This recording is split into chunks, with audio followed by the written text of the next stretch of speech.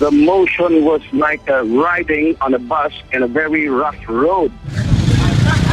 That's how a Philippine TV reporter describes the moment Tuesday's devastating earthquake hit. The 7.1 magnitude quake toppled buildings, triggered landslides, and sent thousands of panicked people into the streets.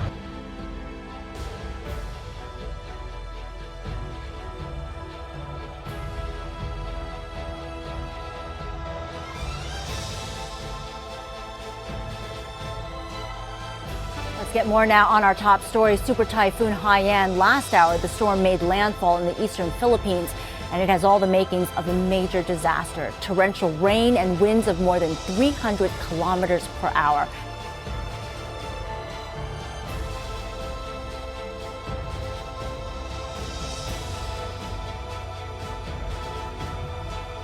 Para sa mga kamag-anak ko na sa Maynila, ako na lang ang natira. Mga anak ko nawala na, pati asawa ko.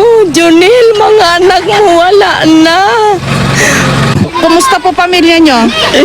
Yung dalawang apo ko at saka yung anak ko na tumago doon sa airport. Buhay po na Wala, missing. lahat, warak. Yung mga tao kahit saan ka pumunta, iisa lang ang hinihiling, tulong.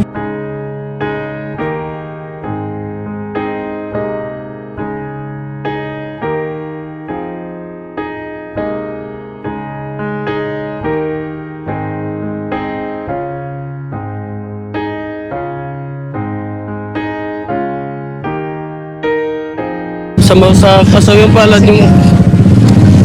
Okay, kinakaya ko, ma'am. Kaya mo, Jessica. Kaya. Buhay lahat yung mga pamilya nyo.